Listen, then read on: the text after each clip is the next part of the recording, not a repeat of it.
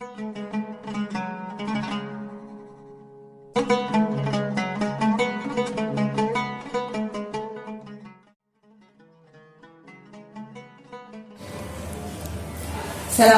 warahmatullahi wabarakatuh. Waalaikumsalam. Anak-anak, sebelum kita belajar, marilah kita berdoa dulu.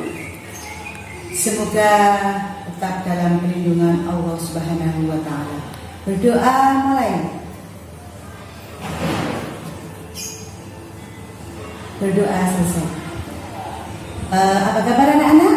Semoga anak-anak sehat selalu dan tetap bersemangat dalam belajar. Anak-anak, selama 3 minggu kita menikmati liburan. Sekarang saatnya kita memulai proses belajar mengajar. Tentunya anak-anak dulu dari kelas 1, kelas 7 naik ke kelas 8. Di sini saya akan memperkenalkan, nama saya Ibu Samratul Hidayah, mengajar bahasa Indonesia di kelas 8. Tentunya untuk materi bahasa Indonesia yang pertama adalah teks berita. Anak-anak, untuk pelajaran hari ini adalah bahasa Indonesia kelas 8 tentang teks berita. Teks berita yang kita bahas adalah 1. Definisi, ciri, dan jenis teks berita. Kedua, unsur-unsur berita. Yang ketiga, ringkasan, menyimpulkan, dan tanggapan terhadap isi berita. Yang keempat, menemukan struktur dan kaidah berita. Yang kelima, menyimpulkan informasi dalam bentuk berita. Definisi berita. Ada 2, yaitu pertama, berita adalah informasi mengenai sesuatu peristiwa yang sedang terjadi. Definisi teks berita. Teks berita adalah sebuah teks yang berisi tentang informasi mengenai suatu peristiwa, baik peristiwa baru maupun sudah lama. Jadi, anak-anak tentunya tidak asing lagi tentang berita. Semua kejadian yang diberitakan, yang disiarkan baik melalui televisi, melalui media massa, yang benar-benar terjadi itulah berita. Anak-anak tentunya mendengar berita nggak asing lagi, macam-macam berita itu.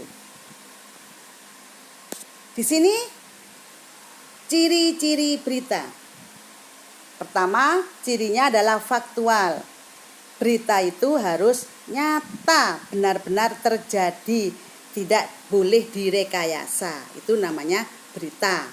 Contoh, berita kecelakaan, berita kriminal. Kalau terjadi perampokan, terjadi pembunuhan, itu harus fakta, faktual, benar-benar terjadi.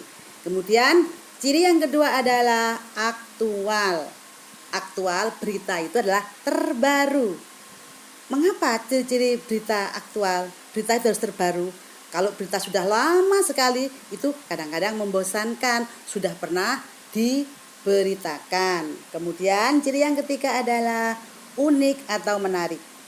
Berita itu harus menarik supaya pembaca dan pendengar antusias untuk mengikuti, untuk membacanya.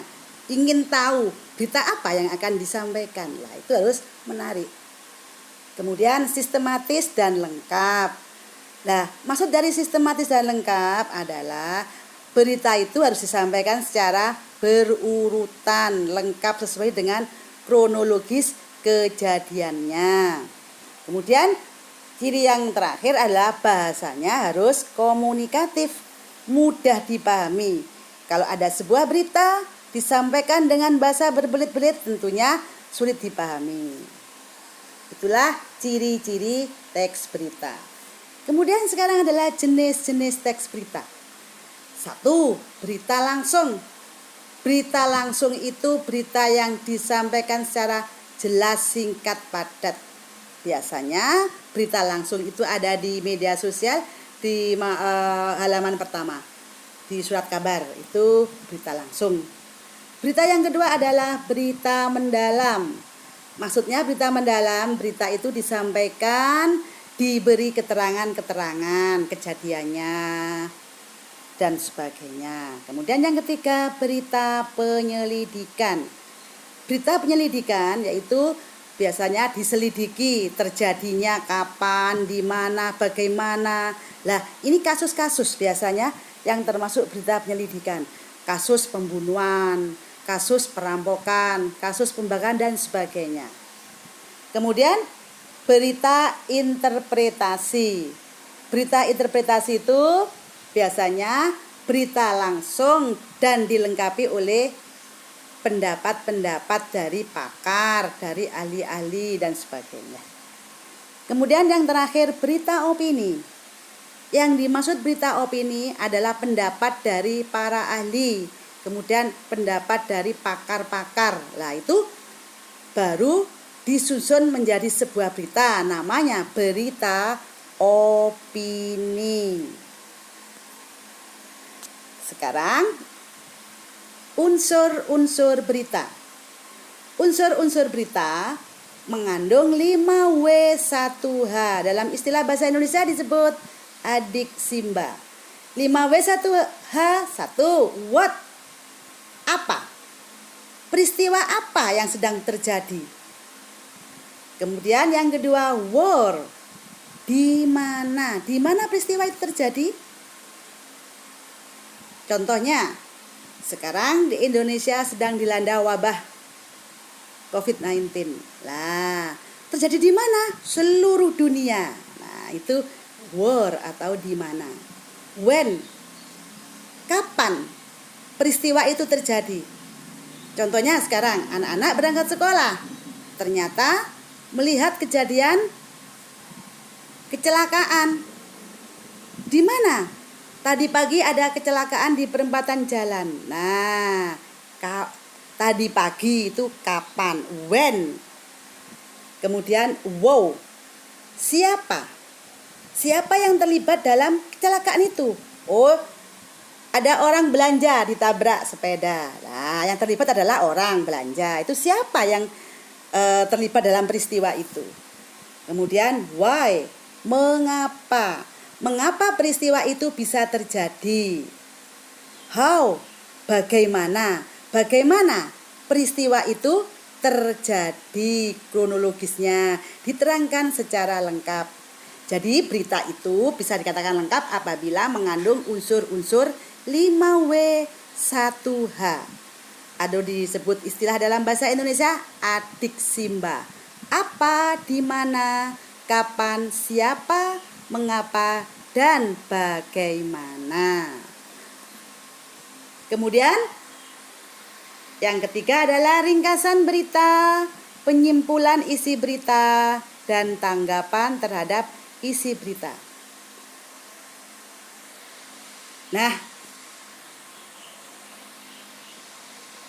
di dalam meringkas menyimpulkan berita, sekarang penjelasannya. Ringkasan berita itu ke anak-anak setelah membaca berita secara lengkap. Kemudian anak-anak disuruh menyusun ringkasan. Bagaimana cara menyusun ringkasannya? Ya, pertama dibaca seluruhnya, kemudian dicari pokok-pokok berita atau intinya setiap paragraf.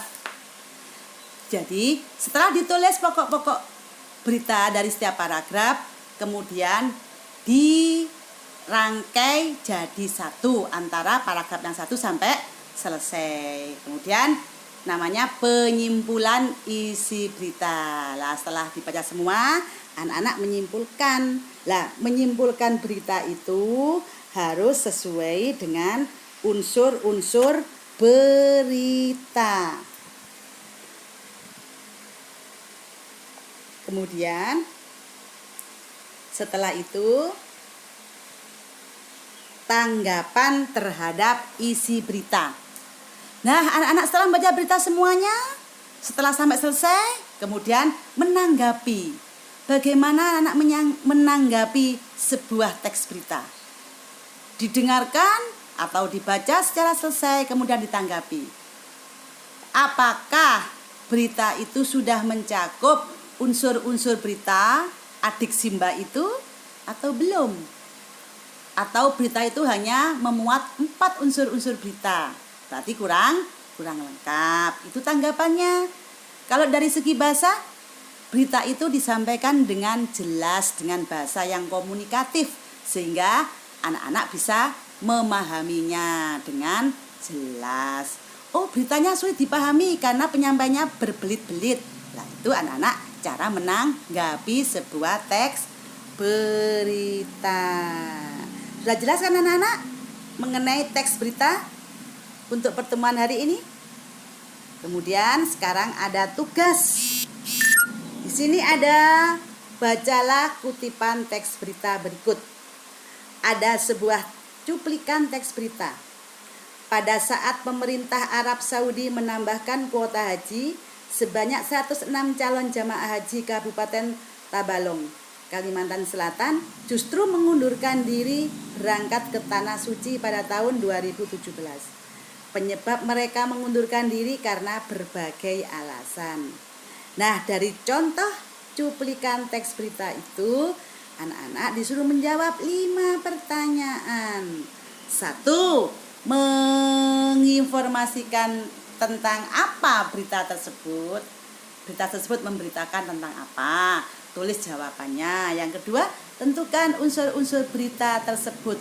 Unsur-unsur berita yang ada dalam cuplikan teks berita itu.